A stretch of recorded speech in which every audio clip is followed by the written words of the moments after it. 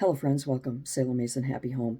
And I'm happy to be here with you today. Happy and appreciative and grateful. You know, my life has taught me many things, and the most important is to appreciate every moment of every day that we have, because every moment of every day that we have to be alive here on this rock is another opportunity to impact someone else's life, to learn and grow as a human being, and to better the world around us, and to be grateful for everything that comes our way.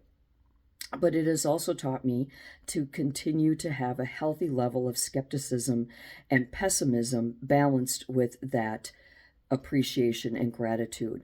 And with that balance, I, like everybody else, am still reveling in the shock and awe that finally, after 2 years, the hostages who are still alive have been released, and the bodies of those who are not have been released or are getting released, and that the very beginning stages of what could possibly be peace in the Middle East for the first time could finally be a reality.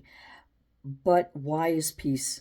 That is the appreciation and the gratitude that I share with many people, is the shock and awe of what's happened and what is happening, and what we can look forward to continuing to achieve there. However, the pessimism and the skepticism says, well, why did Hamas finally agree?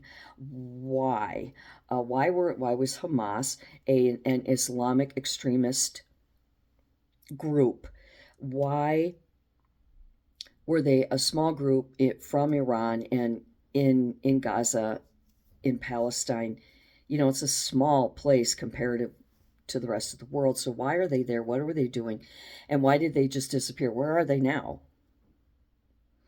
Did they just lie down and disappear? No. And that led me to realize that we had, under the Biden administration, 4 years of an open border.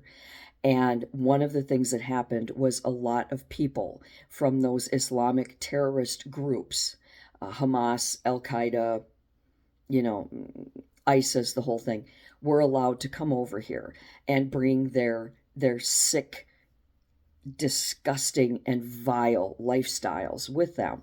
Now, the border was open. There were sanctuary cities that were taking them on. But now, because we haven't been paying attention and we haven't followed the rule of law with regard to immigration, which mandates that people must assimilate and become Americans, we have allowed them, these radical Islamic groups with Sharia law and God knows what else, to take over, literally take over, without exaggeration, communities in the United States and the UK, Dearborn, Michigan, and Minneapolis, Minnesota, just to name it two here, where they have been taking over businesses and forcing businesses out of existence because their Sharia law doesn't approve of those businesses. Well, then fuck you, go back home. We have the UK, where they are taking over entire communities, where they have actually become the political body of certain communities, and yet Keir Starmer is having native United Kingdomites, Englanders, and whatever arrested and jailed for making comments, commenting their opinions and feelings on Facebook. So there is a problem here, and the problem is leadership that has allowed terrorists to come in and create cells and set up entire cities and communities on their own behalf. And now that Hamas is being forced out of the Middle East, or forced to disband and cease and exist as they are currently in the Middle East, guess what? They don't care anymore. They don't have a reason to worry about that. Why? Because they're going to blow us up from within. We are going to start seeing a war, and the war is going to be the terrorists that started with 9/11 back in '83, when the towers were blown up. Now we've got them from 9/11 coming in here. And because we have to be so arrogant and so egotistical and conceited, and to say that we are so above everything, that we can let all of these terrorists in here, even though they blew us up on 9/11, it's okay. We're the better people. We're the better people because we can accept them and forgive them. That's why we started letting those fuckers in.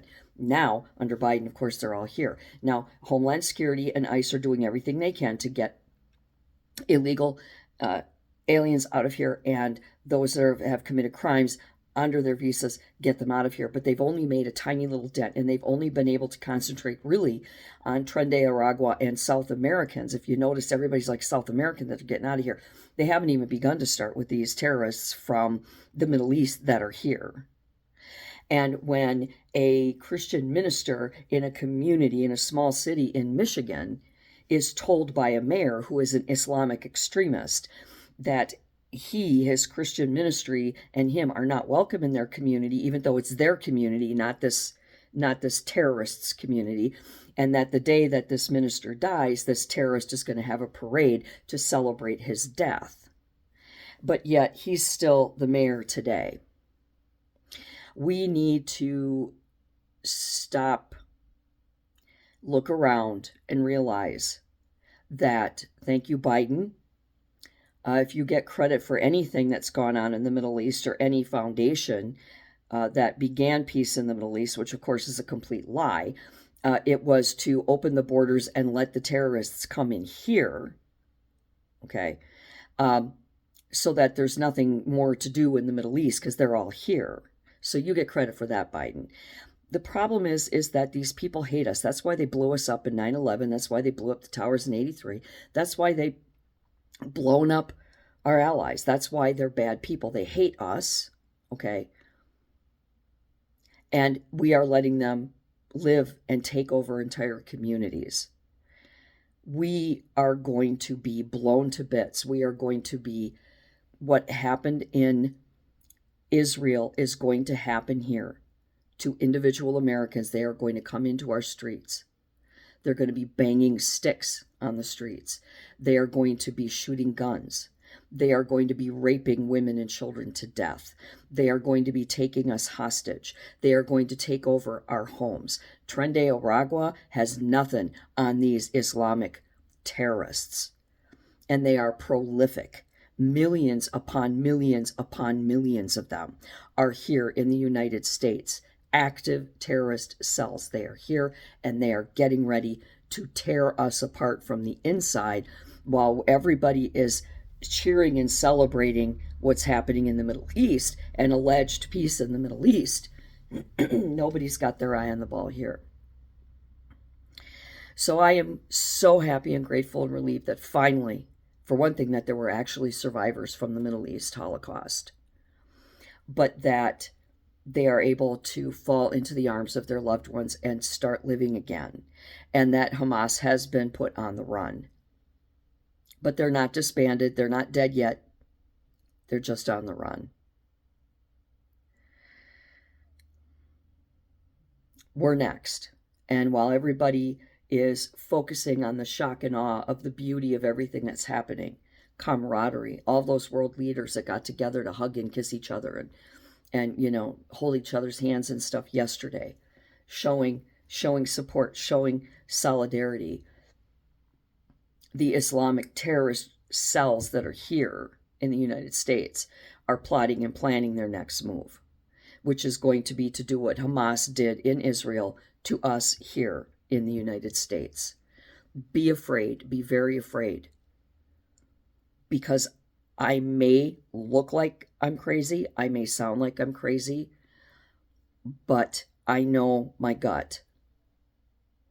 And I know that this is something that is about to happen, and we need to really be prepared.